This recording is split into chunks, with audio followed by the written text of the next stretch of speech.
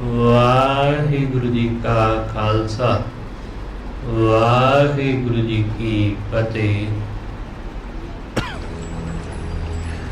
परम सम्मानयोग सतगुरां दे हजूर जुड़ मिल बैठे रब रूप गुरमुख सत्संगी जन, सतगुरु जी की रहमत बख्शिश का सदका गुरु दर ते जुड़न का सुभाग समा नसीब होया। सतगुरु जी की इलाही अमृतमई बाणी का कीर्तन गुरु के प्यारे कीर्तनियों पासों आप जी ने श्रवण किया। गुरु दर ते जुड़ के वाहिगुरु नाल जुड़न दा सांझ पाउण दा निवाणा जिहा यतन कर रहे हैं। गुरु अमरदास महाराज रहमत करदियां अज दे इस पावन शब्द अंदर सोझी दिंदे ने। सतगुरु कहंदे ए मन तू ये ना समझ कि वाहिगुरु किते दूर है, वो हमेशा साडे नेड़े है। उसनू अपने नेड़े जान, वो किधरे दूर नहीं है। ये मन मत जाने हर दूर है। सतगुरु कहते तू मतां किते ये समझे कि वाहिगुरु किते दूर वसदा है। सदा वेख हदूर, उन्हों हमेशा अपने नेड़े वेख, उन्हों हमेशा अपने नेड़े जान, वो किधरे दूर नहीं है। असीं लोग हमेशा ये समझते रहंदे हां कि परमात्मा वो साडे धर्म स्थान विच वसदा है। असीं हमेशा ही वाहिगुरू नूं वखरा करके जाने हैं, किसी गुरुद्वारे विच, किसी मंदिर विच, किसी मस्जिद विच। बस असीं कहंदे जरूर हां कि परमात्मा दा दिता होया एक घर है, पर असीं घर विच उस नूं कदे महसूस नहीं करते। जिन्ना असीं गुरु घर विच उस नूं समझ लैंदे हां, उन्ना असीं अपने घर विच उहनूं कदे समझ नहीं पाते। जिन्ना कोई हिंदू अपने मंदिर विच उस नूं समझ पांदा है, उन्ना अपनी दुकान विच उहनूं कदे महसूस नहीं कर पांदा। असीं परमात्मा नूं आपो अपने धर्म स्थानां तक सीमित रखदे हां। वो भी बड़ी मुश्किल नाल असीं उस नूं उन्हां थाहां तो समझ पाते हैं, पर असीं उहदी मौजूदगी नूं कदी अपने नेड़े अनुभव नहीं किया। लोग हमेशा तो ही कहते रहे कि परमात्मा कितरे दूर वसदा है, परमात्मा किधरे पहाड़ां ते वसदा है, परमात्मा किते धरती तो बाहर किते स्वर्ग विच वसदा है। हमेशा तो लोग यही कहते रहे ने। उसदा कारण ये है कि जदों असीं परमात्मा नूं गुरुद्वारे विच महसूस करदे हां, तां असीं इस गल नूं चंगी तरह समझदे हां कि जिथे परमात्मा होवे उत्थे कुछ गलत काम नहीं हुंदा ते ना ही करीदा। कोई भी बंदा गुरु घर आके कदे कोई गलत काम नहीं करता, कदे कोई माड़ा काम नहीं करता, कदे इत्थे आके किसी नूं गाली गलोच नहीं करता, किसी दी निंदा चुगली नहीं करता, किसी दी बुराई नहीं करता, कोई चोरी कोई माड़ा काम कुछ भी नहीं करता। क्यों? क्योंकि जी रब दे घर विच, गुरु दे घर विच कदे कुछ गलत नहीं करीदा। इत्थे रब वसदा है। पर अपने घर विच बंदा उस दी मौजूदगी नूं कदे नहीं जानदा।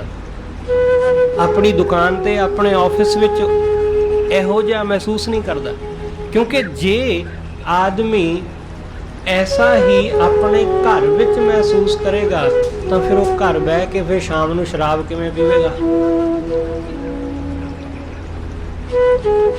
ਜੇ ਉਹ ਐਸਾ ਹੀ ਜੈਸਾ ਉਹ ਗੁਰਦੁਆਰੇ ਮੰਦਿਰ ਵਿੱਚ ਰੱਬ ਨੂੰ ਜਾਣਦਾ ਹੈ, ਜੇ ਐਸਾ ਹੀ ਉਹ ਆਪਣੀ ਦੁਕਾਨ ਤੇ ਜਾਣਨ ਲੱਗ ਪਵੇ ਤਾਂ ਫਿਰ ਉੱਥੇ ਹੇਰਾ ਫੇਰੀ ਕਿਵੇਂ ਕਰੇਗਾ?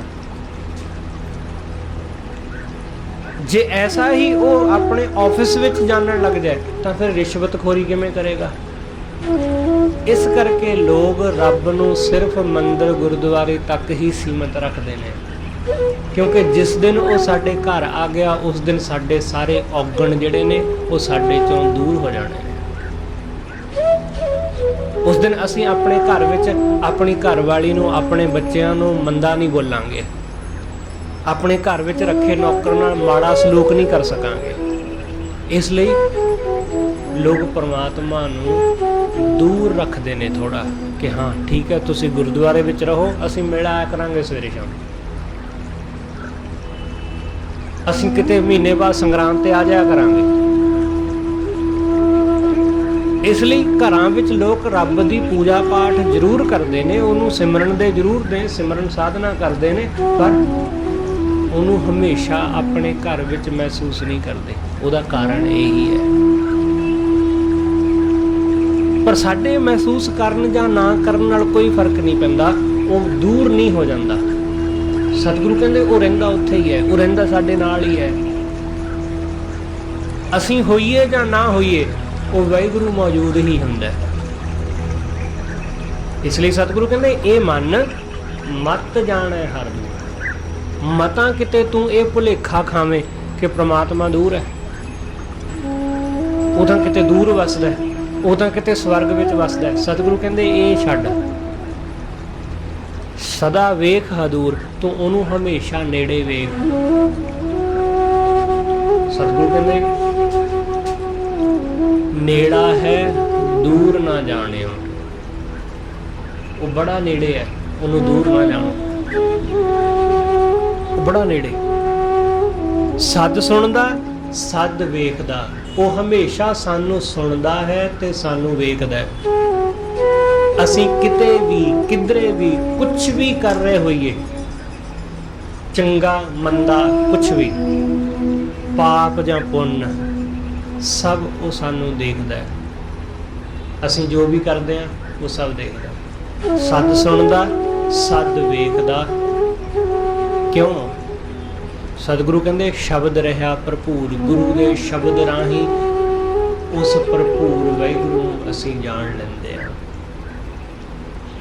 ਜੋ ਘਟ ਘਟ ਵਿੱਚ ਵਸਿਆ, ਜੋ ਕਣ ਕਣ ਵਿੱਚ ਸਮਾਇਆ। ਗੁਰੂ ਦੇ ਸ਼ਬਦ ਰਾਹੀਂ ਉਸ ਨੂੰ ਜਾਣੀਦਾ ਹੈ, ਗੁਰੂ ਦੇ ਸ਼ਬਦ ਰਾਹੀਂ ਉਹਦੀ ਸੋਝੀ ਆਉਂਦੀ ਹੈ। ਇਸ ਲਈ ਉਹਨੂੰ ਦੂਰ ਨਾ ਜਾਣੋ। ਸਤਿਗੁਰੂ ਕਹਿੰਦੇ ਕੋਈ ਉਸ ਨੂੰ ਸਮਝਦਾ ਹੈ ਕਿ ਉਹ ਕਿਤੇ ਦੂਰ ਹੈ, ਕੋਈ ਸਮਝਦਾ ਹੈ ਕਿ ਉਹ ਨੇੜੇ ਹੈ। ਸਤਿਗੁਰੂ ਆਖਦੇ ਕੋਈ ਬੋਲੇ ਨਿਰਵਾ, ਕੋਈ ਬੋਲੇ ਦੂਰ, ਜਲ ਕੀ ਮਛਲੀ ਚੜ੍ਹੇ ਖਜੂਰ। ਜਿਵੇਂ ਪਾਣੀ ਦੀ ਮਛਲੀ ਉਹ ਕਦੇ ਖਜੂਰ ਤੇ ਚੜ੍ਹ ਜਾਵੇ, ਐਸਾ ਕਦੇ ਹੋਇਆ? ਐਸਾ ਸਤਿਗੁਰੂ ਕਹਿੰਦੇ ਕਦੇ ਵੀ ਨਹੀਂ ਹੋਇਆ ਕਿ ਮਛਲੀ ਖਜੂਰ ਦੇ ਦਰਖਤ ਤੇ ਜਾ ਚੜੀ ਹੋਵੇ। ਸਤਿਗੁਰੂ ਕਹਿੰਦੇ ਲੋਕ ਸਿਰਫ ਗੱਲਾਂ ਕਰਦੇ ਨੇ, ਕੋਈ ਕਹਿੰਦਾ ਰੱਬ ਨੇੜੇ ਹੈ, ਕੋਈ ਕਹਿੰਦਾ ਦੂਰ ਹੈ। ਸਤਿਗੁਰੂ ਕਹਿੰਦੇ ਕਹਿਣ ਨਾਲ ਕੀ ਫਰਕ ਪੈਂਦਾ? ਕਹਿਣ ਨਾਲ ਕੀ ਫਰਕ ਪੈਂਦਾ? ਸਤਿਗੁਰੂ ਕਹਿੰਦੇ ਜਿਹਨੇ ਪਾ ਲਿਆ ਉਹੀ ਜਾਣਦਾ ਹੈ। ਜਿਨ ਹਰ ਪਾਇਆ ਤਿਨ ਛੁਪਾਇਆ। ਜਿਹਨੇ ਪਾ ਲਿਆ ਉਹਨੇ ਆਪਣੇ ਹਿਰਦੇ ਵਿੱਚ ਲੁਕਾ ਲਿਆ, ਉਸ ਉਹਨੇ ਆਪਣੇ ਹਿਰਦੇ ਵਿੱਚ ਛੁਪਾ ਲਿਆ। ਤੇ ਜਿਨ੍ਹਾਂ ਨੇ ਨਹੀਂ ਪਾਇਆ ਉਹ ਗੱਲਾਂ ਕਰੀ ਜਾਂਦੇ ਨੇ, ਉਹ ਗੱਲਾਂ ਕਰੀ ਜਾਂਦੇ ਨੇ, ਉਹ ਬਹਿਸ ਕਰੀ ਜਾਂਦੇ ਨੇ ਕਿ ਰੱਬ ਦੂਰ ਹੈ ਜਾਂ ਨੇੜੇ ਹੈ। ਉਹ ਵਾਦ ਵਿਵਾਦ ਕਰਨ ਲੱਗੇ ਹੋਏ ਨੇ। ਇਸ ਲਈ ਸਤਿਗੁਰੂ ਸਮਝਾਉਂਦੇ, ਸਤਿਗੁਰੂ ਕਹਿੰਦੇ ਉਹ ਨੇੜੇ ਹੈ, ਉਹਨੂੰ ਨੇੜੇ ਹੀ ਜਾਣ। ਇਹਦੇ ਤੇ ਵਾਦ ਵਿਵਾਦ ਬਹਿਸ ਝਗੜਾ ਕਰਨ ਦੀ ਕੋਈ ਜ਼ਰੂਰਤ ਹੀ ਨਹੀਂ। ਤੂੰ ਬਸ ਉਸ ਨੂੰ ਆਪਣੇ ਨੇੜੇ ਵਸਦਾ ਜਾਣ ਲੈ। ਸਦ ਸੁਣਦਾ, ਸਦ ਵੇਖਦਾ। ਸਤਿਗੁਰੂ ਕਹਿੰਦੇ ਹਮੇਸ਼ਾ ਸੁਣ ਰਿਹਾ ਹੈ, ਹਮੇਸ਼ਾ ਉਹ ਸਾਨੂੰ ਵੇਖ ਰਿਹਾ ਹੈ। ਸ਼ਬਦ ਰਿਹਾ ਭਰਪੂਰ। ਗੁਰੂ ਦੇ ਸ਼ਬਦ ਦੇ ਵਿੱਚ ਉਹ ਵਸਿਆ ਹੋਇਆ। ਗੁਰੂ ਦੇ ਸ਼ਬਦ ਰਾਹੀਂ ਉਸ ਭਰਪੂਰ ਕਣ ਕਣ ਵਿੱਚ ਵਸੇ ਨੂੰ ਤੂੰ ਜਾਣ ਲਏਗਾ। ਸਤਿਗੁਰ ਤੇ ਗੁਣ ਉਪਜੈ। ਗੁਰੂ ਦੇ ਰਾਹੀਂ ਗੁਣ ਪੈਦਾ ਹੁੰਦੇ ਨੇ। ਗੁਰੂ ਸਾਡੇ ਅੰਦਰ ਗੁਣ ਪੈਦਾ ਕਰਦਾ ਹੈ। ਗੁਰੂ ਸਾਨੂੰ ਗੁਣਾਂ ਦਾ ਧਾਰਨੀ ਬਣਾਉਂਦਾ ਹੈ। ਸਤਿਗੁਰ ਤੇ ਗੁਣ ਉਪਜੈ। ਗੁਰੂ ਤੋਂ ਗੁਣ ਉਪਜ ਜਾਂਦੇ ਨੇ ਸਾਡੇ ਹਿਰਦੇ ਅੰਦਰ।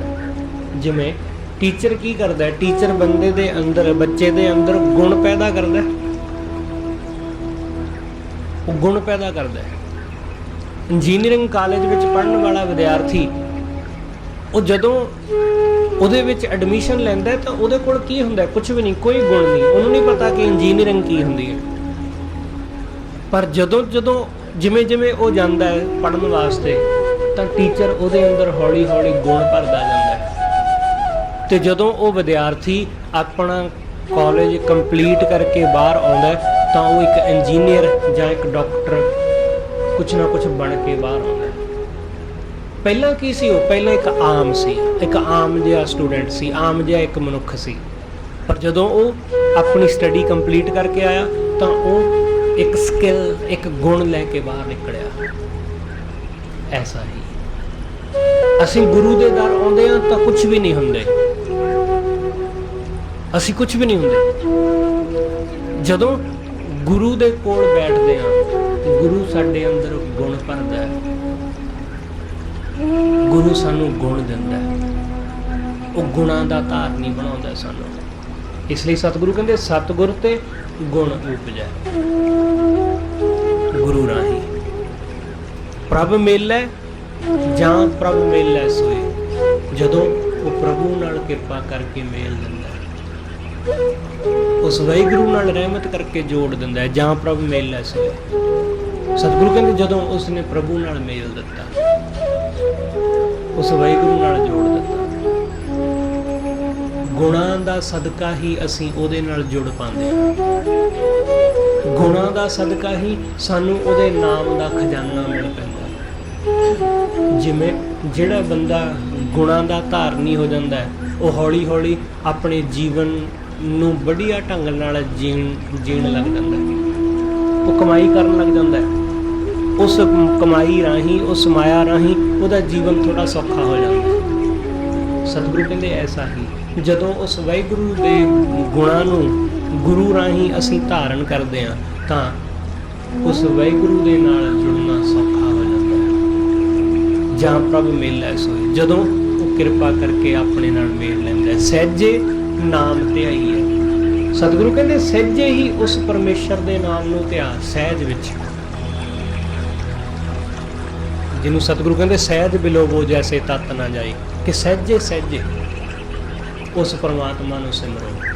ਸਹਿਜੇ ਆਰਾਮ ਨਾਲ, ਰਸ ਲੈ ਲੈ ਕੇ, ਆਨੰਦ ਲੈ ਲੈ ਕੇ। ਜਦੋਂ ਅਸੀਂ ਜਲਦਬਾਜ਼ੀ ਕਰਦੇ ਹਾਂ ਉਦੋਂ ਕੁਛ ਹਾਸਲ ਨਹੀਂ ਹੁੰਦਾ। ਸਹਿਜ ਨਾਲ, ਕਿਉਂਕਿ ਇਹ ਮਾਰਗ ਹੀ ਸਹਿਜ ਦਾ ਹੈ। ਇਹ ਮਾਰਗ ਹੀ ਸਹਿਜ ਦਾ। ਜਿਵੇਂ ਜਿਵੇਂ ਅਸੀਂ ਉਹਨੂੰ ਸਿਮਰਦੇ ਜਾਂਦੇ ਹਾਂ, ਉਵੇਂ ਉਵੇਂ ਟਿਕਦੇ ਜਾਂਦੇ ਹਾਂ, ਸਹਿਜ ਵਿੱਚ ਆਉਂਦੇ ਜਾਂਦੇ ਹਾਂ। ਸਹਿਜੇ ਨਾਮ ਧਿਆਈਐ ਗਿਆਨ ਪ੍ਰਗਟ ਹੋਏ। ਸਤਿਗੁਰੂ ਕਹਿੰਦੇ ਸਹਿਜੇ ਹੀ ਉਸ ਪਰਮਾਤਮਾ ਨੂੰ ਸਿਮਰਦੇ ਹਾਂ, ਗਿਆਨ ਪ੍ਰਗਟ ਹੁੰਦਾ ਹੈ। ਗਿਆਨ ਹੁੰਦਾ ਹੈ, ਆਤਮ ਦੀ ਸੋਝੀ ਹੁੰਦੀ ਹੈ ਗੁਰੂ ਦੇ ਰਾਹੀਂ। ਜਿਵੇਂ ਜਿਵੇਂ ਸਹਿਜ ਨਾਲ ਵਿੱਚ ਟਿਕੇ ਆ, ਉਵੇਂ ਉਵੇਂ ਗੁਣਾਂ ਦੇ ਨਾਲ ਭਰਦੇ ਜਾਂਦੇ ਆ। ਗਿਆਨ ਸਾਡੇ ਹਿਰਦੇ ਵਿੱਚ ਹੁੰਦਾ ਜਾਂਦਾ ਹੈ, ਚਾਨਣ ਹੁੰਦਾ ਜਾਂਦਾ ਹੈ। ਇਸ ਕਰਕੇ ਇਹ ਮਨ ਮਤ ਜਾਣੈ ਹਰਿ। ਇਹ ਮਨ ਮਤਾਂ ਕਿਤੇ ਤੂੰ ਇਹ ਜਾਣੇ ਕਿ ਵਾਹਿਗੁਰੂ ਦੂਰ ਵਸਦਾ। ਸਦਾ ਵੇਖ ਹਦੂਰ, ਉਹਨੂੰ ਹਮੇਸ਼ਾ ਆਪਣੇ ਨੇੜੇ ਵੇਖ। ਸਦ ਸੁਣਦਾ, ਸਦ ਵੇਖਦਾ, ਉਹ ਹਮੇਸ਼ਾ ਹੀ ਸਾਨੂੰ ਦੇਖਦਾ ਤੇ ਸੁਣਦਾ। ਸਤਿਗੁਰੂ ਕਹਿੰਦੇ ਤੂੰ ਬੇਸ਼ੱਕ ਉਸ ਪਰਮਾਤਮਾ ਨੂੰ ਦੂਰ ਸਮਝਦਾ ਹੋਵੇਂ, ਪਰ ਉਹ ਹਮੇਸ਼ਾ ਨੇੜੇ ਹੈ। ਅਸੀਂ ਬਹੁਤ ਦਫਾ ਐਸਾ ਵੇਖਿਆ ਕਿ ਸਾਨੂੰ ਲੱਗਦਾ ਹੈ ਕਿ ਸਾਨੂੰ ਕਿਹੜਾ ਕੋਈ ਦੇਖਣ ਵਾਲਾ ਹੈ। ਅਸੀਂ ਕੋਈ ਚੋਰੀ ਕਰੀਏ ਜਾਂ ਕੁਝ ਮਾੜਾ ਕੰਮ ਕਰੀਏ ਤਾਂ ਸਾਡਾ ਮਨ ਕਹਿੰਦਾ ਕਿ ਕੌਣ ਹੈ ਦੇਖਣ ਵਾਲਾ? ਕੋਈ ਵੀ ਤਾਂ ਨਹੀਂ। ਸਤਿਗੁਰੂ ਕਹਿੰਦੇ ਉਹ ਵਾਹਿਗੁਰੂ ਹਰ ਵੇਲੇ ਦੇਖਦਾ ਤੇ ਸੁਣਦਾ ਹੈ, ਹਰ ਵੇਲੇ, ਹਮੇਸ਼ਾ। ਸ਼ਬਦ ਰਿਹਾ ਭਰਪੂਰ, ਗੁਰੂ ਦੇ ਸ਼ਬਦ ਵਿੱਚ ਉਹ ਭਰਪੂਰ। ਇੱਕ ਫਕੀਰ ਹੋਇਆ, ਉਸਨੇ ਜਾਣਿਆ ਕਿ ਮੇਰਾ ਹੁਣ ਇਸ ਦੁਨੀਆ ਤੋਂ ਜਾਣ ਦਾ ਵਕਤ ਆ ਗਿਆ। ਇਸ ਲਈ ਉਸਨੇ ਆਪਣੇ ਦੋ ਸਭ ਤੋਂ ਖਾਸ ਜਿਹੜੇ ਸ਼ਾਗਿਰਦ ਸਨ, ਜਿਹੜੇ ਉਹਦੇ ਖਾਸ ਚੇਲੇ ਸਨ, ਜਿਨ੍ਹਾਂ ਦੋਨਾਂ ਵਿੱਚੋਂ ਉਹ ਕਿਸੇ ਇੱਕ ਨੂੰ ਆਪਣੀ ਗੱਦੀ ਤੇ ਬਿਠਾਉਣਾ ਚਾਹੁੰਦਾ ਸੀ ਕਿ ਹੁਣ ਜ਼ਿੰਦਗੀ ਦਾ ਕੋਈ ਭਰੋਸਾ ਨਹੀਂ ਕਿ ਕਦੋਂ ਇਸ ਸਰੀਰ ਦੇ ਵਿੱਚੋਂ ਪ੍ਰਾਣ ਨਿਕਲ ਜਾਣ। ਇਸ ਲਈ ਇਹਨਾਂ ਦੋਨਾਂ ਵਿੱਚੋਂ ਕਿਸੇ ਨੂੰ ਆਪਣੀ ਗੱਦੀ ਦੇ ਉੱਤੇ ਬਿਠਾ ਦਿਆਂ, ਉੱਤਰਾਧਿਕਾਰੀ ਘੋਸ਼ਿਤ ਕਰਦਿਆਂ ਆਪਣਾ। ਉਸਨੇ ਆਖਰੀ ਪ੍ਰੀਖਿਆ ਉਹਨਾਂ ਦੋਨਾਂ ਦੀ ਲੈਣੀ ਚਾਹੀ। ਉਸਨੇ ਆਪਣੇ ਦੋਨੋਂ ਚੇਲਿਆਂ ਨੂੰ ਬੁਲਾਇਆ, ਬੁਲਾ ਕੇ ਉਹਨਾਂ ਨੂੰ ਆਖਿਆ ਕਿ ਭਾਈ ਆ ਦੋ ਪੰਛੀ ਨੇ ਮੇਰੇ ਕੋਲ, ਕਬੂਤਰ ਨੇ, ਇਹਨਾਂ ਨੂੰ ਲੈ ਜਾਵੋ। ਜਿੱਥੇ ਕਿਤੇ ਕੋਈ ਤੁਹਾਨੂੰ ਲੱਗੇ ਕਿ ਤੁਹਾਨੂੰ ਕੋਈ ਦੇਖਣ ਵਾਲਾ ਨਹੀਂ ਹੈ, ਉੱਥੇ ਇਹਨਾਂ ਕਬੂਤਰਾਂ ਨੂੰ ਮਾਰ ਦਿਓ। ਇਹਨਾਂ ਦਾ ਗਲਾ ਮਰੋੜ ਕੇ ਜਾਂ ਜਿਵੇਂ ਵੀ ਤੁਸੀਂ ਮਾਰਨਾ ਚਾਹੋ, ਇਹਨਾਂ ਨੂੰ ਮਾਰ ਦਿਓ। ਹੁਣ ਗੁਰੂ ਦਾ ਹੁਕਮ ਸੀ, ਮੰਨਣਾ ਪੈਣਾ ਸੀ। ਉਹ ਚੱਲ ਪਏ। ਇੱਕ ਅੱਧੇ ਘੰਟੇ ਦੇ ਵਿੱਚ, ਥੋੜੇ ਹੀ ਸਮੇਂ ਦੇ ਵਿੱਚ ਵਾਪਸ ਆ ਗਿਆ। ਮਰਿਆ ਹੋਇਆ ਕਬੂਤਰ ਲਿਆ ਕੇ ਉਸਨੇ ਆਪਣੇ ਗੁਰੂ ਦੇ ਸਾਹਮਣੇ ਰੱਖ ਦਿੱਤਾ। ਆ ਲਓ ਜੀ, ਜੋ ਤੁਸੀਂ ਕਿਹਾ ਉਹ ਮੈਂ ਕਰ ਦਿੱਤਾ। ਗੁਰੂ ਨੇ ਕਿਹਾ ਬੜੀ ਜਲਦੀ। ਉਸਨੇ ਕਿਹਾ ਕਿ ਮੈਂ ਥੋੜੀ ਦੂਰ ਹੀ ਗਿਆ, ਦੇਖਿਆ ਕਿ ਆਲੇ ਦੁਆਲੇ ਕੋਈ ਵੀ ਨਹੀਂ ਹੈ। ਤੁਸੀਂ ਇਹੀ ਕਿਹਾ ਸੀ ਕਿ ਕੋਈ ਨਾ ਦੇਖਦਾ ਹੋਵੇ। ਮੈਂ ਵੇਖਿਆ ਕਿ ਆਲੇ ਦੁਆਲੇ ਦੇਖਣ ਵਾਲਾ, ਉੱਪਰ ਹੇਠਾਂ ਸਭ ਥਾਈਂ ਮੈਂ ਦੇਖ ਲਿਆ, ਕੋਈ ਦੇਖਣ ਵਾਲਾ ਨਹੀਂ ਸੀ। ਤੇ ਮੈਂ ਮੌਕਾ ਦੇਖ ਕੇ ਇਹਦੀ ਧੌਣ ਮਰੋੜ ਦਿੱਤੀ ਤੇ ਮੈਂ ਇਹਨੂੰ ਮਾਰ ਕੇ ਤੁਹਾਡੇ ਕੋਲ ਲੈ ਆਇਆ। ਗੁਰੂ ਨੇ ਕਿਹਾ ਠੀਕ ਹੈ, ਹੁਣ ਦੂਸਰੇ ਨੂੰ ਆ ਲੈਣ ਦਿਓ। ਜਦ ਤੱਕ ਦੂਸਰਾ ਨਹੀਂ ਆਉਂਦਾ ਤਦ ਤੱਕ ਫੈਸਲਾ ਨਹੀਂ ਹੋ ਸਕਦਾ। ਕਹਿੰਦੇ ਨੇ ਉਹ ਸਾਰਾ ਦਿਨ ਬੀਤ ਗਿਆ, ਉਹ ਵਾਪਸ ਨਾ ਆਇਆ। ਸਭ ਬੜੇ ਹੈਰਾਨ ਕਿ ਇੰਨਾ ਨਿੱਕਾ ਜਿਹਾ ਕੰਮ ਉਸ ਨੂੰ ਕਰਨ ਵਾਸਤੇ ਸਾਰਾ ਦਿਨ ਬੀਤ ਗਿਆ, ਵਾਪਸ ਨਹੀਂ ਮੁੜਿਆ। ਅਗਲੇ ਦਿਨ ਉਹਦੀ ਉਡੀਕ ਹੋਣ ਲੱਗੀ ਕਿ ਉਹ ਵਾਪਸ ਆਏਗਾ, ਉਹ ਵਾਪਸ ਨਾ ਆਇਆ। ਇਸ ਤਰ੍ਹਾਂ ਇੱਕ ਦਿਨ ਕਰਦਿਆਂ ਕਰਦਿਆਂ ਕਈ ਦਿਨ ਬੀਤ ਗਏ। 1 ਮਹੀਨੇ ਤੋਂ ਵੱਧ ਹੋ ਗਿਆ, ਉਹ ਵਾਪਸ ਨਾ ਮੁੜਿਆ। ਕਈਆਂ ਨੇ ਆਖਿਆ ਕਿ ਸ਼ਾਇਦ ਉਹ ਕਿਤੇ ਭੱਜ ਗਿਆ, ਸ਼ਾਇਦ ਉਹ ਜੀਵ ਹੱਤਿਆ ਤੋਂ ਡਰਦਾ ਹੋਵੇਗਾ, ਤਾਂ ਕਰਕੇ ਕਿ ਪਾਪ ਹੋ ਜਾਏਗਾ, ਇਸ ਲਈ ਉਹ ਵਾਪਸ ਨਹੀਂ ਆਇਆ ਕਿ ਗੁਰੂ ਨੂੰ ਕਿਹੜਾ ਮੂੰਹ ਦਿਖਾਏਗਾ। ਕਹਿੰਦੇ ਨੇ ਇਸ ਤਰ੍ਹਾਂ ਕਰਦਿਆਂ ਕਈ ਮਹੀਨੇ ਬੀਤ ਗਏ। ਕਈ ਮਹੀਨਿਆਂ ਬਾਅਦ ਉਹ ਦੂਸਰਾ ਚੇਲਾ ਵਾਪਸ ਮੁੜਿਆ। ਉਸਨੇ ਆਪਣੇ ਗੁਰੂ ਦੇ ਸਾਹਮਣੇ ਉਹ ਕਬੂਤਰ ਜਿਉਂਦਾ ਉਵੇਂ ਦਾ ਉਵੇਂ ਰੱਖ ਦਿੱਤਾ। ਗੁਰੂ ਨੇ ਵੇਖਿਆ ਤੇ ਬੜਾ ਹੈਰਾਨ ਹੋਇਆ। ਇਸ ਤੋਂ ਪਹਿਲਾਂ ਕਿ ਗੁਰੂ ਬੋਲਦਾ, ਕੁਝ ਚੇਲੇ ਜਿਹੜੇ ਬਹੁਤੇ ਸਿਆਣੇ ਬਣਦੇ ਹੁੰਦੇ, ਉਹਨਾਂ ਨੇ ਆਖਿਆ ਜੀ ਇਹ ਤਾਂ ਬੰਦਾ ਤੁਹਾਡੇ ਹੁਕਮ ਦੀ ਪਾਲਣਾ ਹੀ ਨਹੀਂ ਕਰ ਸਕਿਆ। ਕਿ ਤੁਸੀਂ ਆਖਿਆ ਸੀ ਕਿ ਜਿਹੜੀ ਕੋਈ ਐਸੀ ਥਾਂ ਜਿੱਥੇ ਕੋਈ ਦੇਖਣ ਵਾਲਾ ਨਾ ਹੋਵੇ ਉੱਥੇ ਇਸ ਨੂੰ ਮਾਰ ਦੇਈਂ, ਪਰ ਇਹ ਤਾਂ ਜਿਉਂਦਾ ਵਾਪਸ ਲੈ ਕੇ ਆ ਗਿਆ। ਤੁਹਾਡਾ ਜਿਹੜਾ ਪਹਿਲਾ ਸ਼ਾਗਿਰਦ ਸੀ, ਪਹਿਲਾ ਚੇਲਾ, ਜਿਹਨੇ ਥੋੜੀ ਦੇਰ ਵਿੱਚ ਹੀ ਤੁਹਾਡੇ ਹੁਕਮ ਦੀ ਪਾਲਣਾ ਕੀਤੀ, ਕਬੂਤਰ ਮਾਰ ਕੇ ਤੁਹਾਡੇ ਸਾਹਮਣੇ ਰੱਖ ਦਿੱਤਾ, ਉਹੀ ਤੁਹਾਡਾ ਉੱਤਰਾਧਿਕਾਰੀ ਹੋ ਸਕਦਾ ਹੈ। ਗੁਰੂ ਨੇ ਕਿਹਾ ਰੁਕੋ ਭਾਈ, ਫੈਸਲਾ ਮੈਂ ਕਰਨਾ, ਤੁਸੀਂ ਥੋੜੀ। ਉਹਨੇ ਪੁੱਛਿਆ ਕਿ ਭਾਈ ਜਿਹੜਾ ਕੰਮ ਤੈਨੂੰ ਕਰਨ ਲਈ ਕਿਹਾ ਤੂੰ ਕੀਤਾ ਕਿਉਂ ਨਹੀਂ? ਉਸਨੇ ਆਖਿਆ ਜੀ ਤੁਸੀਂ ਮੈਨੂੰ ਕਿਹਾ ਸੀ ਕਿ ਕੋਈ ਐਸੀ ਥਾਂ ਜਿੱਥੇ ਕੋਈ ਤੈਨੂੰ ਦੇਖਣ ਵਾਲਾ ਨਾ ਹੋਵੇ, ਉਸ ਜਗ੍ਹਾ ਇਸ ਕਬੂਤਰ ਨੂੰ ਮਾਰ ਦੇਣਾ। ਮੈਂ ਸਾਰੀਆਂ ਥਾਵਾਂ ਫਿਰ ਕੇ ਆ ਗਿਆ 3-4 ਮਹੀਨਿਆਂ ਵਿੱਚ, ਮੈਨੂੰ ਕੋਈ ਐਸੀ ਥਾਂ ਮਿਲੀ ਹੋਈ ਨਹੀਂ। ਮੈਂ ਜੰਗਲਾਂ ਵਿੱਚ ਫਿਰਿਆ, ਜੰਗਲਾਂ ਵਿੱਚ ਫਿਰ ਕੇ ਇਸ ਨੂੰ ਮਾਰਨ ਦੀ ਕੋਸ਼ਿਸ਼ ਕੀਤੀ। ਜਿਵੇਂ ਹੀ ਮੈਂ ਇਸ ਦੀ ਧੌਣ ਮਰੋੜਨ ਲੱਗਿਆ ਤਾਂ ਦਿਖਿਆ ਕਿ ਦਰਖਤਾਂ ਦੇ ਉੱਤੇ ਬੈਠੇ ਪੰਛੀ ਉਹ ਤਾਂ ਦੇਖ ਰਹੇ ਨੇ ਨਾ। ਤੁਸੀਂ ਕਿਹਾ ਸੀ ਕਿ ਕੋਈ ਨਾ ਦੇਖ ਰਿਹਾ ਹੋਵੇ, ਕੋਈ ਦਾ ਮਤਲਬ ਇਹ ਥੋੜੀ ਨਾ ਕਿ ਕੋਈ ਬੰਦਾ ਨਾ ਦੇਖ ਰਿਹਾ ਹੋਵੇ, ਕਿ ਉਹਨਾਂ ਦਰਖਤਾਂ ਦੇ ਉੱਪਰ ਬੈਠੇ ਪੰਛੀ ਉਹ ਦੇਖ ਰਹੇ ਹੋਣਗੇ।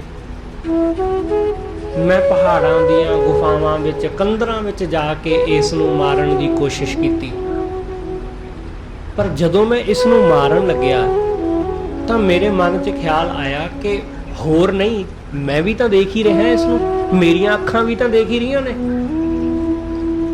ਕਹਿੰਦੇ ਫਿਰ ਖਿਆਲ ਆਇਆ ਕਿ ਕਿਉਂ ਨਾ ਇਸ ਨੂੰ ਆਪਣੀ ਪਿੱਠ ਪਿੱਛੇ ਕਰਕੇ ਇਹਦੀ ਧੌਣ ਮਰੋੜ ਦੇਵਾਂ। ਜਦੋਂ ਪਿੱਠ ਪਿੱਛੇ ਇਹਦੀ ਧੌਣ ਮਰੋੜਨ ਲੱਗਿਆ ਤਾਂ ਫਿਰ ਖਿਆਲ ਆਇਆ ਕਿ ਇਹ ਤਾਂ ਦੇਖ ਹੀ ਰਿਹਾ, ਇਹਨੂੰ ਤੇ ਪਤਾ ਲੱਗ ਹੀ ਰਿਹਾ। ਉਹ ਕਹਿੰਦਾ ਮੈਂ ਸਾਰੀਆਂ ਥਾਵਾਂ ਲੱਭਦਾ ਰਿਹਾ ਪਰ ਮੈਨੂੰ ਕੋਈ ਐਸੀ ਜਗ੍ਹਾ ਨਹੀਂ ਲੱਭੀ ਕਿ ਜਿੱਥੇ ਕੋਈ ਮੈਨੂੰ ਦੇਖਦਾ ਨਾ ਹੋਵੇ। ਤੁਸੀਂ ਤੇ ਇਹ ਸਾਨੂੰ ਸਮਝਾਇਆ ਕਿ ਕੋਈ ਐਸੀ ਥਾਂ ਹੈ ਹੀ ਨਹੀਂ ਜਿੱਥੇ ਪ੍ਰਮਾਤਮਾ ਨਾ ਹੋਵੇ, ਉਹ ਸਾਰਿਆਂ ਦੇ ਵਿੱਚ ਬੈਠਾ ਹਰ ਥਾਂ ਸਾਨੂੰ ਵੇਖਦਾ ਹੈ। ਇਸ ਲਈ ਉਹ ਕਹਿੰਦਾ ਜੀ ਮੈਨੂੰ ਕੋਈ ਐਸੀ ਜਗ੍ਹਾ ਮਿਲੀ ਨਹੀਂ, ਤਾਂ ਕਰਕੇ ਮੈਂ ਇਹਨੂੰ ਜਿਉਂਦਾ ਵਾਪਸ ਲੈ ਆਇਆ। ਉਸ ਗੁਰੂ ਨੇ ਆਪਣੇ ਇਸ ਚੇਲੇ ਨੂੰ ਆਪਣਾ ਉੱਤਰਾਧਿਕਾਰੀ ਬਣਾ ਦਿੱਤਾ, ਆਪਣੀ ਗੱਦੀ ਤੇ ਬਿਠਾ ਦਿੱਤਾ। ਸਤਿਗੁਰੂ ਕਹਿੰਦੇ ਸੱਦ ਸੁਣਦਾ, ਸੱਦ ਵੇਖਦਾ। ਉਹ ਹਮੇਸ਼ਾ ਵੇਖਦਾ ਹੈ, ਹਮੇਸ਼ਾ ਸੁਣਦਾ ਹੈ। ਸ਼ਬਦ ਰਿਹਾ ਭਰਪੂਰ, ਗੁਰੂ ਦੇ ਸ਼ਬਦ ਰਾਹੀਂ ਉਹ ਭਰਪੂਰ ਵਾਹਿਗੁਰੂ ਨਜ਼ਰ ਆਉਂਦਾ ਹੈ। ਕਿਸੇ ਕਿਸੇ ਨੂੰ ਨਜ਼ਰ ਆਉਂਦਾ ਹੈ, ਹਰ ਕਿਸੇ ਨੂੰ ਨਹੀਂ। ਸਤਿਗੁਰੂ ਕਹਿੰਦੇ ਗੁਰਮੁਖ ਆਪ ਪਛਾਣਿਆ। ਗੁਰਮੁਖ ਨੇ ਆਪਣੇ ਆਪ ਨੂੰ ਪਛਾਣ ਲਿਆ। ਗੁਰਮੁਖ ਆਪ ਪਛਾਣਿਆ ਤਿਨੀ ਇੱਕ ਮਨ ਧਿਆਇਆ। ਸਤਿਗੁਰੂ ਕਹਿੰਦੇ ਜਿਨ੍ਹਾਂ ਨੇ ਖੁਦ ਨੂੰ ਪਛਾਣਿਆ ਉਹਨਾਂ ਨੇ ਵਾਹਿਗੁਰੂ ਨੂੰ ਧਿਆਇਆ। ਉਹਨਾਂ ਨੇ ਜਿਨ੍ਹਾਂ ਖੁਦ ਨੂੰ ਪਛਾਣਿਆ, ਬਸ ਆਪਣੇ ਆਪੇ ਦੀ ਪਛਾਣ ਹੋ ਜਾਵੇ, ਇਹੀ ਔਖੀ ਹੁੰਦੀ ਹੈ। ਸਾਨੂੰ ਆਪਣੇ ਆਪੇ ਦੀ ਪਛਾਣ ਕਦੇ ਨਹੀਂ ਹੁੰਦੀ। ਅਸੀਂ ਆਪਣੇ ਆਪ ਨੂੰ ਕੁਝ ਹੋਰ ਸਮਝਦੇ ਰਹਿੰਦੇ ਹਾਂ, ਕਿਉਂਕਿ ਬਹੁਤ ਸਾਰੀਆਂ ਚੀਜ਼ਾਂ ਨੇ ਜਿਨ੍ਹਾਂ ਵਿੱਚ ਅਸੀਂ ਉਲਝੇ ਹੋਏ ਹਾਂ। ਸਾਨੂੰ ਕੋਈ ਨਾ ਕੋਈ ਮਾੜਾ ਮੋਟਾ ਰੁਤਬਾ ਮਿਲਿਆ ਹੋਇਆ, ਅਸੀਂ ਆਪਣੇ ਆਪ ਨੂੰ ਉਹ ਸਮਝੀ ਜਾਂਦੇ ਹਾਂ। ਜਿਹੜਾ ਬੰਦਾ ਜਿਹੜਾ ਕੰਮ ਕਰਦਾ ਹੈ ਉਹ ਆਪਣੇ ਆਪ ਨੂੰ ਉਹ ਸਮਝੀ ਜਾਂਦਾ ਹੈ। ਕੋਈ ਡਾਕਟਰ ਹੈ ਤਾਂ ਉਹਨੂੰ ਲੱਗਦਾ ਕਿ ਮੈਂ ਤਾਂ ਡਾਕਟਰ ਹਾਂ। ਉਹ ਡਾਕਟਰ ਤੋਂ ਬਿਨਾਂ ਵੀ ਉਹਦੀ ਇੱਕ ਜ਼ਿੰਦਗੀ ਹੈ, ਪਰ ਉਹਨੂੰ ਲੱਗਦਾ ਕਿ ਮੈਂ ਤਾਂ ਡਾਕਟਰ ਹਾਂ, ਮੈਂ ਤਾਂ ਇੰਜੀਨੀਅਰ ਹਾਂ, ਮੈਂ ਤਾਂ ਕੋਈ ਬਹੁਤ ਵੱਡਾ ਕੋਈ ਅਫਸਰ, ਕੋਈ ਪ੍ਰਧਾਨ ਮੰਤਰੀ, ਕੋਈ ਮੁੱਖ ਮੰਤਰੀ, ਕੋਈ ਛੋਟਾ ਮੋਟਾ MLA MC। ਉਹ ਆਪਣੇ ਆਪ ਨੂੰ ਉਹ ਸਮਝੀ ਜਾਂਦਾ। ਇਸ ਤੋਂ ਥੋੜਾ ਜਿਹਾ ਹੇਠਾਂ ਉਹ ਆਪਣੇ ਆਪ ਨੂੰ ਕਿਸੇ ਜਾਤ ਵਾਲਾ ਸਮਝੀ ਜਾਂਦਾ। ਮੈਂ ਫਲਾਣੀ ਜਾਤ ਵਾਲਾ, ਮੈਂ ਫਲਾਣੇ ਧਰਮ ਵਾਲਾ, ਮੈਂ ਫਲਾਣੇ ਦੇਸ਼ ਵਾਲਾ, ਮੈਂ ਫਲਾਣੀ ਸਟੇਟ ਵਾਲਾ, ਮੈਂ ਫਲਾਣੇ ਮਹੱਲੇ ਵਾਲਾ, ਮੈਂ ਫਲਾਣੇ ਸੈਕਟਰ ਵਾਲਾ। ਇਸ ਲਈ ਐਸੇ ਬਹੁਤ ਸਾਰੇ ਪਰਦੇ ਨੇ ਜਿਨ੍ਹਾਂ ਵਿੱਚ ਬੰਦਾ ਉਲਝਿਆ ਹੋਇਆ। ਫਿਰ ਅਖੀਰ ਬੰਦਾ ਸਮਝ ਜਾਂਦਾ ਹੈ ਕਿ ਮੈਂ ਜੋ ਨਜ਼ਰ ਆ ਰਿਹਾ ਹੈ ਸੋਹਣੇ ਸਰੀਰ ਵਾਲਾ। ਇਹਨਾਂ ਚੀਜ਼ਾਂ ਵਿੱਚ ਅਸੀਂ ਉਲਝੇ ਹੋਏ ਹਾਂ। ਅਸੀਂ ਆਪਣੇ ਆਪੇ ਨੂੰ ਪਛਾਣ ਹੀ ਨਹੀਂ ਪਾਉਂਦੇ। ਸਾਨੂੰ ਆਪਣਾ ਉਹ ਰੂਪ ਦਿਸਦਾ ਹੀ ਨਹੀਂ ਜਿਹੜਾ ਜਾਤ ਪਾਤ ਤੋਂ ਵੱਖਰਾ, ਜਿਹੜਾ ਰੁਤਬਿਆਂ ਅਹੁਦਿਆਂ ਰੂਪ ਰੰਗ ਤੋਂ ਨਿਆਰਾ, ਜਿਹੜਾ ਦੇਸ਼ ਰੰਗ ਨਸਲ ਭਿੰਨ ਭੇਦ ਤੋਂ ਮੁਕਤ। ਉਹ ਰੂਪ ਸਾਨੂੰ ਕਦੇ ਨਜ਼ਰ ਨਹੀਂ ਆਉਂਦਾ। ਉਹੀ ਅਸਲ ਰੂਪ ਹੈ, ਜਿੱਥੇ ਕ੍ਰੋਧ ਨਹੀਂ ਹੈ, ਜਿੱਥੇ ਕਾਮ ਨਹੀਂ ਹੈ, ਜਿੱਥੇ ਮੋਹ ਨਹੀਂ ਹੈ, ਜਿੱਥੇ ਲੋਭ ਨਹੀਂ ਹੈ। ਉਹ ਰੂਪ ਉਹ ਸਾਨੂੰ ਕਦੇ ਦਿਸਿਆ ਨਹੀਂ। ਸਤਿਗੁਰੂ ਕਹਿੰਦੇ ਜਿਹਨੇ ਉਸ ਨੂੰ ਪਛਾਣ ਲਿਆ, ਗੁਰਮੁਖ ਆਪ ਪਛਾਣਿਆ। ਗੁਰਮੁਖ ਨੇ ਆਪਣੇ ਆਪੇ ਨੂੰ ਪਛਾਣ ਲਿਆ। ਉਸਨੇ ਉਸ ਰੂਪ ਨੂੰ ਜਾਣ ਲਿਆ ਜਿਹੜਾ ਸਭ ਚੀਜ਼ਾਂ ਤੋਂ ਮੁਕਤ ਹੈ। ਤਿਨੀ ਇੱਕ ਮਨ ਧਿਆਇਆ। ਸਤਿਗੁਰੂ ਕਹਿੰਦੇ ਉਹਨਾਂ ਨੇ ਹੀ ਉਸ ਵਾਹਿਗੁਰੂ ਨੂੰ ਧਿਆਇਆ। ਸਦਾ ਰਵੈ ਫਿਰ ਆਪਣਾ ਸੱਚਾ ਨਾਮ ਸੁਖ ਪਾਇਆ। ਉਹ ਸਦਾ ਆਪਣੇ ਵਾਹਿਗੁਰੂ ਨੂੰ ਰਵ ਲੈਂਦੇ ਨੇ, ਉਹਨੂੰ ਪਾ ਲੈਂਦੇ ਨੇ। ਉਹ ਹਮੇਸ਼ਾ ਉਹਦੇ ਨਾਲ ਜੁੜੇ ਰਹਿੰਦੇ ਨੇ ਤੇ ਉਹਨਾਂ ਨੂੰ ਸੁੱਖ ਪ੍ਰਾਪਤ ਹੁੰਦਾ ਹੈ। ਸੱਚਾ ਨਾਮ सुख पाया, सच्चे नाम विच जुड़ के सुख प्राप्त किया। ये मन तेरा को नहीं। सतगुरु कहते ये मन तू विचार के देख लै, तेरा कोई है ही नहीं। साडे मन दा की है? साडा मन हमेशा कहता रहता है कि ये चीज़ फलानी चीज़ मेरी है, आ मेरा है, ओ मेरा है। सतगुरु कहते सब चीज़ों नूं मन अपनियां कहता है, पर मन विच दी कोई भी चीज़ इहदी अपनी नहीं है। मन नूं कदे साडियां चीज़ां दी जरूरत नहीं पैंदी। असीं चाहे महंगे तो महंगा कपड़ा पहन लीए, मन नंगे दा नंगा ही रहिंदा है। असीं महंगी तो महंगी चीज़, वधिया तो वधिया क्वालिटी दी चीज़ रोज़ खाइए, मन भुखा ही रहिंदा है। तुसीं महंगी तो महंगी कार अपने घर मोरे खरीद के खड़ी कर लो, पर मन उस कार विच कदे सवार नहीं हुंदा। मन चाहुंदा जरूर है कि मैं जहाज़ां दा सफ़र करां, पर मन कदे किसी जहाज़ विच अज तक बैठा नहीं, ना समंदरी जहाज़ ना हवाई जहाज़ ना किसी कार च, क्योंकि मन नूं सफ़र करन वास्ते किसी कार जां हवाई जहाज़ की जरूरत नहीं पैंदी। ਅਸੀਂ ਇੱਥੇ बैठे ਹੁੰਦੇ ਹਾਂ, मन साडा कनेडा पहुँच ਜਾਂਦਾ ਇੱਥੇ बैठिਆਂ ਦਾ।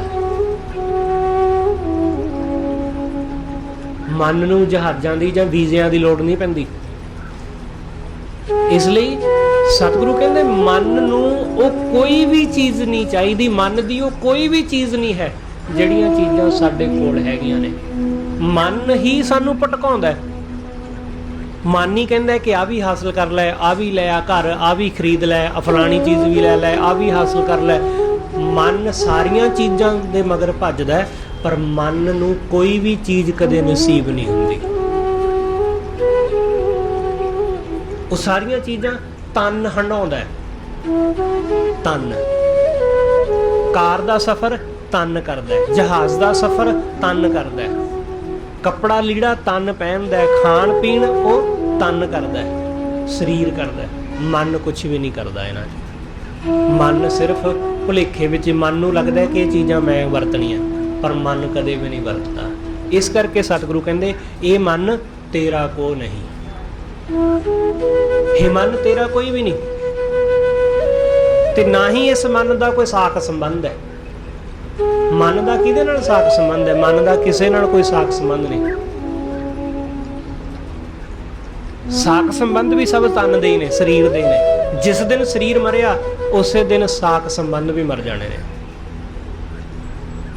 शरीर दे जन्मण नाल ही मां का जन्म हुंदा है, शरीर दे जन्म नाल ही प्यो का जन्म हुंदा है। शरीर मरदा है तां मां भी मर जांदी ते पुੱਤ भी मर जांदा है, क्योंकि बच्चे दे जन्म नाल ही मां जन्मी ना।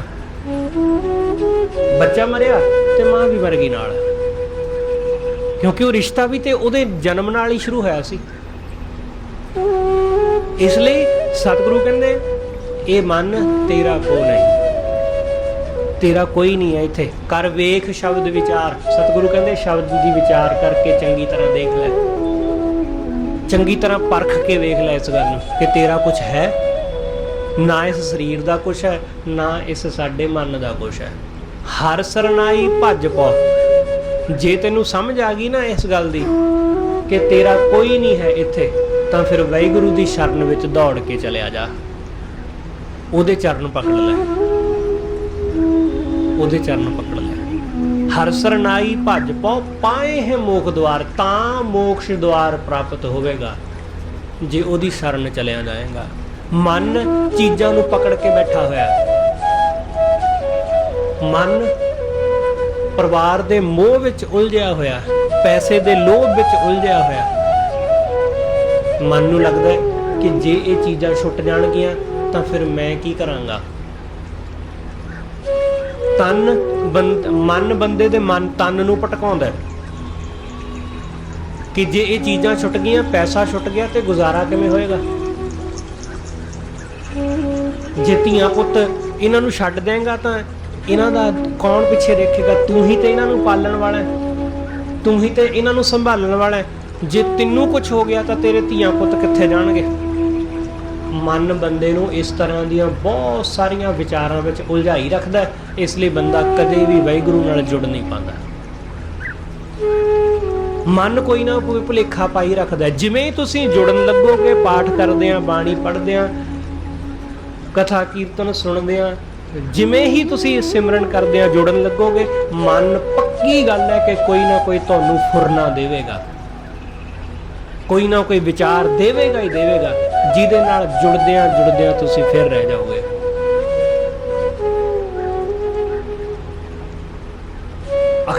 ਆਖਰੀ ਸਟੈਪ ਤੋਂ ਮਨ ਖਿੱਚ ਲਿਆਉਂਦਾ, ਆਖਰੀ ਪੌੜੇ ਤੋਂ।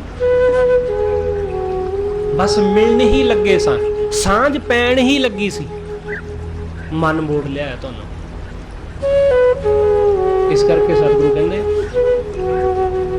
ਜੇ ਮੁਕਤੀ ਚਾਹੁੰਦਾ ਨਾ ਤਾਂ ਫਿਰ ਇਹਨਾਂ ਚੀਜ਼ਾਂ ਵਿੱਚੋਂ ਨਿਕਲ ਪਹਿਲਾਂ ਇਸ ਨੂੰ ਵਿਚਾਰ ਲੈ ਕਿ ਤੇਰਾ ਕੁਝ ਹੈ ਹੀ ਨਹੀਂ।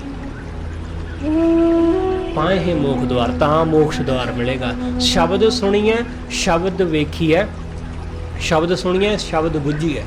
ਸ਼ਬਦ ਦੁਆਰਾ ਹੀ ਸੁਣਾਈ ਦਿੰਦਾ, ਸੁਣੀਦਾ, ਸ਼ਬਦ ਦੁਆਰਾ ਹੀ ਬੁੱਝੀਦਾ, ਸਮਝੀਦਾ। ਸੱਚ ਰਹਿ ਲਿਵ ਲਾਏ, ਸੱਚ ਵਿੱਚ ਲਿਵ ਲਾਈ ਰੱਖ, ਉਹਦੇ ਵਿੱਚ ਆਪਣੀ ਸੁਰਤ ਨੂੰ ਜੋੜ। ਸ਼ਬਦੇ ਹਉਮੈ ਮਾਰੀਏ, ਸੱਚੇ ਮਹਿਲ ਸੁਖ ਪਾਏ। ਗੁਰੂ ਦੇ ਸ਼ਬਦ ਦੁਆਰਾ ਆਪਣੇ ਅੰਦਰ ਦੀ ਹਉਮੈ ਨੂੰ ਮਾਰ, ਗੁਰੂ ਦੇ ਸ਼ਬਦ ਦੁਆਰਾ ਆਪਣੀ ਮੈਂ ਨੂੰ ਮਾਰ। ਸ਼ਬਦੇ ਹਉਮੈ ਮਾਰੀਏ, ਸੱਚੇ ਮਹਿਲ ਸੁਖ ਪਾਏ। ਉਹਦੇ ਮਹਿਲ ਜੁੜ ਕੇ, ਉਹਦੇ ਚਰਨਾਂ ਨਾਲ ਜੁੜ ਕੇ ਸੁੱਖ ਮਿਲਦਾ ਹੈ। ਇਸ ਯੁੱਗ ਮੈਂ ਸੋਭਾ ਨਾਮ ਕੀ, ਇਸ ਸੰਸਾਰ ਵਿੱਚ ਵਾਹਿਗੁਰੂ ਦੇ ਨਾਮ ਦੀ ਸੋਭਾ ਹੈ। ਸਤਿਗੁਰੂ ਕਹਿੰਦੇ ਉਹਦੇ ਨਾਮ ਦੀ ਸੋਭਾ ਹੈ, ਬਿਨ ਨਾਮ ਹੈ ਸੋਭ ਨਾ ਹੋਏ। ਵਾਹਿਗੁਰੂ ਦੇ ਨਾਮ ਤੋਂ ਬਿਨਾਂ ਸੋਭਾ ਨਹੀਂ ਹੁੰਦੀ, ਉਹਦੇ ਨਾਮ ਤੋਂ ਬਿਨਾਂ ਸੋਭਾ ਨਹੀਂ ਹੈ, ਸੋਭਾ ਉਹਦੇ ਨਾਮ ਦੀ ਹੈ। ਤੇ ਸਤਿਗੁਰੂ ਕਹਿੰਦੇ ਜਿਹਦੇ ਮਗਰ ਦੁਨੀਆ ਭੱਜੀ ਫਿਰਦੀ ਹੈ, ਇਹ ਮਾਇਆ ਕੀ ਸੋਭਾ ਚਾਰ ਦਿਹਾੜੇ, ਮਾਇਆ ਦੀ, ਪੈਸੇ ਦੀ, ਰੂਪ ਰੰਗ ਦੀ ਸੋਭਾ 4 ਦਿਨਾਂ ਦੀ ਹੈ। ਕਿ ਕੋਈ ਬੰਦਾ ਕਹੇ ਜੀ ਮੈਂ ਤੇ ਬਹੁਤ ਸੋਹਣਾ ਸੁਨੱਖਾ, ਇਹ ਸੋਹਣੇ ਸੁਨੱਖੇ ਹੋਣ ਦੀ ਸੋਭਾ 4 ਦਿਨਾਂ ਦੀ ਹੈ। ਬਸ ਜਵਾਨੀ ਦੇ ਢਲਣ ਦੀ ਦੇਰ ਹੈ, ਫਿਰ ਇਹ ਸੋਭਾ ਗਈ। ਕੋਈ ਆਖੇ ਕਿ ਜੀ ਮੇਰਾ ਸਰੀਰ ਬਹੁਤ ਸੋਹਣਾ ਹੈ, ਮੈਂ ਬੜਾ ਜਿਮ ਲਾ ਕੇ ਆਪਣਾ ਸਰੀਰ ਖੂਬਸੂਰਤ ਬਣਾਇਆ, ਜਿਵੇਂ ਹੀ ਬੁਢਾਪਾ ਆਵੇਗਾ ਇਹ ਸੋਹਣਾ ਸਰੀਰ ਵੀ ਢਲ ਜਾਏਗਾ। ਇਸ ਲਈ ਇਹਦੀ ਵੀ ਕੋਈ ਸੋਭਾ ਨਹੀਂ ਹੈ। ਜੋ ਮਰਜ਼ੀ ਕਰ ਲਈਏ ਅਸੀਂ, ਜਿੰਨਾ ਮਰਜ਼ੀ ਆਪਣੇ ਆਪ ਨੂੰ ਸਜਾਈਏ ਸਵਾਰੀਏ, ਬੁਢਾਪਾ ਸਭ ਕੁਝ ਖੋ ਲੈਂਦਾ ਹੈ। ਉਹ ਨੇਮ, ਉਹ ਫੇਮ ਸਭ ਚਲਿਆ ਜਾਂਦਾ ਹੈ। ਤੁਸੀਂ ਕਦੇ ਉਹਨਾਂ ਫਲਾਣੇ ਫਿਲਮ ਸਟਾਰਾਂ ਨੂੰ ਦੇਖੋ ਤਾਂ ਸਹੀ, ਅੱਜ ਦੇ ਦੌਰ ਵਿੱਚ ਉਹ ਲੋਕਾਂ ਦੇ ਕੋਲੋਂ ਦੀ ਲੰਘ ਜਾਂਦੇ ਨੇ, ਕੋਈ ਪਛਾਣਦਾ ਹੀ ਨਹੀਂ। ਜਿਨ੍ਹਾਂ ਦਾ ਕਦੇ ਯੁੱਗ ਸੀ, ਲੋਕ ਗਲੀਆਂ ਵਿੱਚੋਂ ਨਿਕਲ ਨਹੀਂ ਸੀ ਦਿੰਦੇ, ਉਹਨਾਂ ਨੂੰ ਭੀੜ ਲੱਗ ਜਾਂਦੀ ਸੀ, ਉਹਨਾਂ ਨੂੰ ਰੋਕ ਕੇ ਲੋਕ ਖੜ ਜਾਂਦੇ ਸੀ। ਹੁਣ ਉਹ ਕੋਲੋਂ ਦੀ ਗੁਜ਼ਰ ਜਾਂਦੇ, ਕੋਈ ਪਛਾਣਦਾ ਹੀ ਨਹੀਂ। ਕਿਉਂਕਿ ਬੁਢਾਪੇ ਵਿੱਚ ਹੁਣ ਕੋਈ ਨਹੀਂ ਉਹਨਾਂ ਨੂੰ ਪਛਾਣਦਾ। ਐਸਾ ਹੀ ਹੁੰਦਾ ਸਭ ਨਾਲ। ਇਸ ਕਰਕੇ ਸਤਿਗੁਰੂ ਕਹਿੰਦੇ ਮਾਇਆ ਦੀ ਸੋਭਾ ਐਸੀ ਹੈ। ਪਹਿਲਾਂ ਆਦਮੀ ਬੜਾ ਅਮੀਰ ਸੀ, ਪਰ ਹੁਣ ਕੰਗਾਲ ਹੋ ਗਿਆ, ਹੁਣ ਕੋਈ ਬਾਤ ਵੀ ਨਹੀਂ ਪੁੱਛਦਾ। ਪਹਿਲਾਂ ਜਦੋਂ ਲੰਘਦਾ ਸੀ ਤੇ ਨਾਲ ਸਿਕਿਉਰਿਟੀ ਵੀ ਸੀ, ਨਾਲ ਬਹੁਤ ਤਰ੍ਹਾਂ ਦੀ ਫੋਰਸ ਸੀ, ਬੜੀਆਂ ਬੜੀਆਂ ਗੱਡੀਆਂ ਸਨ, ਪਰ ਹੁਣ ਉਹ ਪੈਦਲ ਤੁਰਿਆ ਜਾ ਰਿਹਾ, ਕੋਈ ਪਛਾਣਦਾ ਨਹੀਂ। ਮਾਇਆ ਕੀ ਸੋਭਾ 4 ਦਿਹਾੜੇ, ਜਾਂਦੀ ਬਿਲਮ ਨਾ ਹੋਏ। ਸਤਿਗੁਰੂ ਕਹਿੰਦੇ ਇਹਨੂੰ ਜਾਂਦਿਆਂ ਟਾਈਮ ਨਹੀਂ ਲੱਗਦਾ। ਇਸ ਕਰਕੇ ਜੋ ਵੀ ਚੀਜ਼ ਮਿਲੇ ਉਹਦਾ ਕਦੇ ਹੰਕਾਰ ਨਹੀਂ ਕਰਨਾ ਚਾਹੀਦਾ। ਚਾਹੇ ਸੋਹਣਾ ਸਰੀਰ ਹੋਵੇ, ਚਾਹੇ ਕੋਈ ਸੁੰਦਰ ਆਵਾਜ਼ ਹੋਵੇ, ਪਿਆਰੀ ਸੁਰੀਲੀ ਆਵਾਜ਼ ਹੋਵੇ, ਕੁਛ ਵੀ ਹੋਵੇ, ਨਿੱਕੀ ਤੋਂ ਨਿੱਕੀ ਚੀਜ਼, ਉਹਦਾ ਕਦੇ ਹੰਕਾਰ ਨਹੀਂ ਕਰੀਦਾ, ਕਿਉਂਕਿ ਉਹਨੇ ਹਮੇਸ਼ਾ ਨਹੀਂ ਰਹਿਣਾ। ਜਿੰਨੀ ਨਾਮ ਵਿਸਾਰਿਆ ਸੇ ਮੂਏ ਮਰ ਜਾਹੇ। ਜਿਨ੍ਹਾਂ ਨੇ ਵਾਹਿਗੁਰੂ ਦੇ ਨਾਮ ਨੂੰ ਵਿਸਾਰਿਆ, ਸਤਿਗੁਰੂ ਕਹਿੰਦੇ ਉਹ ਬੰਦੇ ਆਤਮਿਕ ਤੌਰ ਤੇ ਮਰ ਜਾਂਦੇ ਨੇ, ਉਹ ਆਤਮਿਕ ਤੌਰ ਤੇ ਮਰ ਜਾਂਦੇ। ਹਰ ਰਸ ਸਾਧ ਨਾ ਆਇਓ, ਉਹਨਾਂ ਨੂੰ ਵਾਹਿਗੁਰੂ ਦੇ ਨਾਮ ਦਾ ਰਸ ਨਹੀਂ ਆਇਆ, ਪਰਮੇਸ਼ਰ ਦੇ ਨਾਮ ਦਾ ਸਵਾਦ ਨਹੀਂ ਆਉਂਦਾ ਉਹਨਾਂ ਨੂੰ। ਬਿਸ਼ਟਾ ਮਾਹੇ ਸਮਾਏ, ਗੰਦਗੀ ਵਿੱਚ ਹੀ ਸਮਾਏ ਰਹਿੰਦੇ ਨੇ। ਗੰਦਗੀ ਵਿੱਚ, ਜਿਵੇਂ ਗੰਦਗੀ ਦਾ ਕੀੜਾ, ਉਹਨੂੰ ਤੁਸੀਂ ਵਧੀਆ ਚੀਜ਼ਾਂ ਦੇ ਵਿੱਚ ਲਿਆ ਕੇ ਰੱਖ ਦਿਓ, ਉਹ ਉੱਥੇ ਉਹਨੂੰ ਸਵਾਦ ਹੀ ਨਹੀਂ ਆਉਂਦਾ। ਜਿਵੇਂ ਸੂਰ ਹੈ, ਸੂਰ ਨੂੰ ਤੁਸੀਂ ਵਧੀਆ ਚੀਜ਼ਾਂ ਦਿਓ, ਉਹ ਖਾਂਦਾ ਹੀ ਨਹੀਂ, ਉਹਦਾ ਸੁਭਾਅ ਹੀ ਗੰਦ ਖਾਣਾ ਹੈ। ਇਸ ਲਈ ਸਤਿਗੁਰੂ ਕਹਿੰਦੇ ਮਨਮੁਖ ਬੰਦੇ ਨੂੰ ਵਾਹਿਗੁਰੂ ਦੇ ਨਾਮ ਦਾ ਕੋਈ ਰਸ ਨਹੀਂ ਆਉਂਦਾ। ਉਹਨੂੰ ਮਾਇਆ ਦਾ ਹੀ ਰਸ ਹੈ, ਉਹਨੂੰ ਚੀਜ਼ਾਂ ਦਾ ਹੀ ਰਸ ਹੈ, ਉਹਦੇ ਵਿੱਚ ਹੀ ਉਲਝਿਆ ਰਹਿੰਦਾ ਹੈ।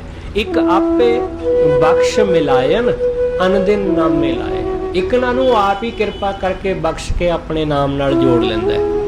ਸੱਚ ਕਮਾਵੇ ਸੱਚ ਰਹਿਣ, ਉਹ ਸੱਚ ਨੂੰ ਕਮਾਉਂਦੇ ਨੇ, ਸੱਚ ਵਿੱਚ ਹੀ ਸਮਾਏ ਰਹਿੰਦੇ ਨੇ, ਸੱਚ ਵਿੱਚ ਹੀ ਜੁੜੇ ਰਹਿੰਦੇ ਨੇ। ਸੱਚ ਕਮਾਵੇ ਸੱਚ ਰਹੇ, ਸੱਚੇ ਸੱਚ ਸਮਾਹੇ, ਬਿਨ ਸ਼ਬਦ ਸੁਣੀਐ ਨਾ ਦੇਖੀਐ। ਸਤਿਗੁਰੂ ਕਹਿੰਦੇ ਗੁਰੂ ਦੇ ਸ਼ਬਦ ਤੋਂ ਬਿਨਾਂ ਨਾ ਤੇ ਉਹ ਸੁਣਾਈ ਦਿੰਦਾ ਹੈ, ਨਾ ਉਹ ਵਿਖਾਈ ਦਿੰਦਾ ਹੈ। ਗੁਰੂ ਦੇ ਸ਼ਬਦ ਰਾਹੀਂ ਹੀ ਉਸ ਨੂੰ ਦੇਖਿਆ ਜਾਂਦਾ ਹੈ, ਗੁਰੂ ਦੇ ਸ਼ਬਦ ਰਾਹੀਂ ਹੀ ਉਹਨੂੰ ਸੁਣਿਆ ਜਾਂਦਾ ਹੈ। ਬਿਨ ਸ਼ਬਦ ਸੁਣੀਐ ਨਾ ਦੇਖੀਐ, ਜਗ ਬੋਲਾ ਅੰਨਾ ਭਰਮਾਏ। ਸਤਿਗੁਰੂ ਕਹਿੰਦੇ ਗੁਰੂ ਦੇ ਸ਼ਬਦ ਤੋਂ ਬਿਨਾਂ ਇਹ ਜਗਤ ਅੰਨਾ ਤੇ ਬੋਲਾ ਹੈ। ਇਸ ਜਗਤ ਨੂੰ ਨਾ ਤਾਂ ਦਿਸਦਾ ਅਤੇ ਨਾ ਹੀ ਇਸ ਜਗਤ ਨੂੰ ਸੁਣਾਈ ਦਿੰਦਾ। ਬਿਨ ਸ਼ਬਦ ਹੈ ਜਗ ਬੋਲਾ ਅੰਨਾ। ਸਤਿਗੁਰੂ ਕਹਿੰਦੇ ਬੋਲਾ ਤੇ ਅੰਨਾ, ਕੰਨਾਂ ਤੋਂ ਬਹਿਰਾ, ਕਿਉਂਕਿ ਸੱਚ ਨਹੀਂ ਸੁਣਦਾ, ਉਹ ਦਿਖਾਈ ਨਹੀਂ ਦਿੰਦਾ। ਬਿਨ ਨਾਮ ਹੈ ਦੁੱਖ ਪਾਏ ਸੀ, ਨਾਮ ਮਿਲੇ ਤੇ ਸਹਿ ਰਜਾਏ। ਵਾਹਿਗੁਰੂ ਦੇ ਨਾਮ ਤੋਂ ਬਿਨਾਂ ਦੁੱਖ ਪਾਉਂਦਾ ਤੇ ਨਾਮ ਉਹਦੀ ਰਜ਼ਾ ਵਿੱਚ ਤੁਰਨ ਵਾਲਿਆਂ ਨੂੰ ਮਿਲਦਾ। ਜਿਹੜੇ ਉਹਦੇ ਭਾਣੇ ਵਿੱਚ ਤੁਰਦੇ ਉਹਨਾਂ ਨੂੰ ਨਾਮ ਮਿਲਦਾ ਹੈ। ਜਿਨ ਬਾਣੀ ਸਿਓ ਚਿਤ ਲਾਇਆ, ਸੇ ਜਨ ਨਿਰਮਲ ਪ੍ਰਵਾਨ। ਜਿਨ੍ਹਾਂ ਨੇ ਬਾਣੀ ਨਾਲ ਚਿੱਤ ਜੋੜਿਆ, ਸਤਿਗੁਰੂ ਕਹਿੰਦੇ ਉਹ ਬੰਦੇ ਨਿਰਮਲ, ਉਹੀ ਬੰਦੇ ਉਹਦੇ ਦਰ ਤੇ ਪ੍ਰਵਾਨ ਹੋਏ। ਨਾਨਕ ਨਾਮ ਤਿਨਾ ਕਦੇ ਨਾ ਵਿਸਰੈ, ਉਹਨਾਂ ਨੂੰ ਵਾਹਿਗੁਰੂ ਦਾ ਨਾਮ ਕਦੇ ਨਹੀਂ ਵਿਸਰਦਾ। ਸੇ ਦਰ ਸੱਚੇ ਜਾਣ, ਉਹੀ ਸਤਿਗੁਰੂ ਕਹਿੰਦੇ ਸੱਚੇ ਜਾਣੇ ਜਾਂਦੇ ਨੇ। ਉਹਨਾਂ ਮਨੁੱਖਾਂ ਨੂੰ, ਉਹਨਾਂ ਨੂੰ ਸੱਚੇ ਜਾਣ ਜਿਹੜੇ ਉਸ ਵਾਹਿਗੁਰੂ ਦੇ ਨਾਲ ਜੁੜੇ ਹੋਏ, ਜਿਹੜੇ ਕਦੇ ਉਹਨੂੰ ਭੁਲਾਉਂਦੇ ਨਹੀਂ, ਚਾਹੇ ਕੁਝ ਵੀ ਹੋ ਜਾਏ, ਜਿਨ੍ਹਾਂ ਦੇ ਮਨ ਵਿੱਚੋਂ ਉਹ ਵਾਹਿਗੁਰੂ ਵਿਸਰਦਾ ਨਹੀਂ। ਸਤਿਗੁਰੂ ਕਹਿੰਦੇ ਉਹ ਵਾਹਿਗੁਰੂ ਵਿਸਰੇ ਨਾ, ਬਾਕੀ ਭਾਵੇਂ ਸਭ ਗੱਲਾਂ ਚੀਜ਼ਾਂ ਭੁੱਲ ਜਾਣ, ਕੋਈ ਫਰਕ ਨਹੀਂ ਪੈਂਦਾ। ਸਭੇ ਗੱਲਾਂ ਵਿਸਰਨ, ਇੱਕੋ ਵਿਸਰ ਨਾ ਜਾਏ। ਉਹ ਵਾਹਿਗੁਰੂ ਨਾ ਵਿਸਰੇ, ਉਹ ਹਮੇਸ਼ਾ ਸਾਡੇ ਚਿੱਤ ਵਿੱਚ ਵਸਿਆ ਰਹੇ। ਇਹ ਰਹਿਮਤ ਸਤਿਗੁਰੂ ਸਭ ਦੇ ਉੱਪਰ ਕਰੇ, ਤਾਂ ਕਿ ਉਹ ਵਾਹਿਗੁਰੂ ਸਾਨੂੰ ਕਦੇ ਵੀ ਨਾ ਵਿਸਰੇ। ਅਸੀਂ ਕਿਤੇ ਵੀ ਹੋਈਏ, ਪਰਿਵਾਰ ਵਿੱਚ ਬੈਠੇ ਹੋਈਏ, ਕਿਸੇ ਪਾਰਟੀ ਵਿੱਚ ਗਏ ਹੋਈਏ, ਕਿਸੇ ਵਿਆਹ ਸ਼ਾਦੀ ਸਮਾਗਮ ਵਿੱਚ ਗਏ ਹੋਈਏ, ਕਿਤੇ ਵੀ ਹੋਈਏ, ਉਹ ਭੁੱਲੇ ਨਾ, ਉਹ ਵਿਸਰੇ ਨਾ। ਚਾਹੇ ਸਾਡੇ ਘਰ ਸੁੱਖ ਹੋਵੇ ਤੇ ਚਾਹੇ ਦੁੱਖ, ਉਹਦਾ ਚੇਤਾ ਨਾ ਭੁੱਲੇ। ਇਹ ਰਹਿਮਤ ਸਤਿਗੁਰੂ ਕਰੇ। ਹੋਈਆਂ ਭੁੱਲਾਂ ਲਈ ਖਿਮਾ ਸਤਿਗੁਰੂ ਜੀ ਅਤੇ ਆਪ ਸਬਤ ਸੰਗਤ ਬਖਸ਼ਣ ਦਿਓ। ਭੁੱਲਾਂ ਨਾ ਚਿਤਾਰਦੇ ਹੋਏ ਆਖੋ ਜੀ ਵਾਹਿਗੁਰੂ ਜੀ ਕਾ ਖਾਲਸਾ ਵਾਹਿਗੁਰੂ ਜੀ